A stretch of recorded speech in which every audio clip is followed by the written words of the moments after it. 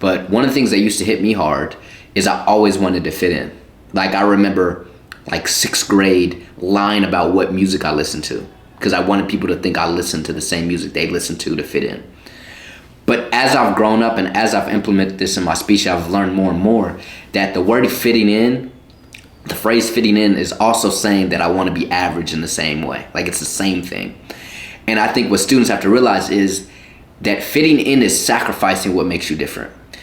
And when you get into the real world, what makes you different is your advantage. It's the one thing nobody can take away from you.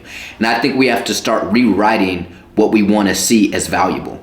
You know, I think these kids think fitting in and having a lot of people like you is where it's at in school because that's all you really have to go for. That's where you're at every single day.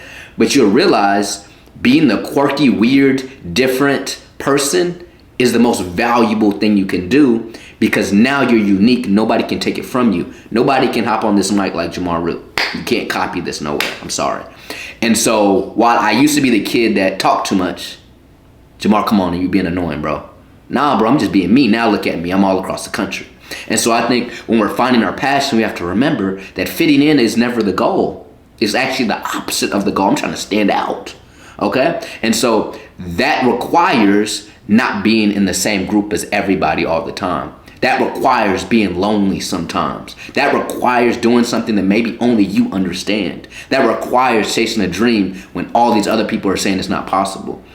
And so once you start to realize, and I'm glad you brought that up because I'm like, man, maybe I need to implement that in the speech every time, like the fitting in part, because I think that is a big part, dude. And I think if these kids start to remember, you know, it's not about how many people like you, because honestly, if everybody likes you, you're probably not being yourself. And so it's about being that person that you truly are and not fitting in that actually unlocks the passion, unlocks the potential, unlocks the purpose.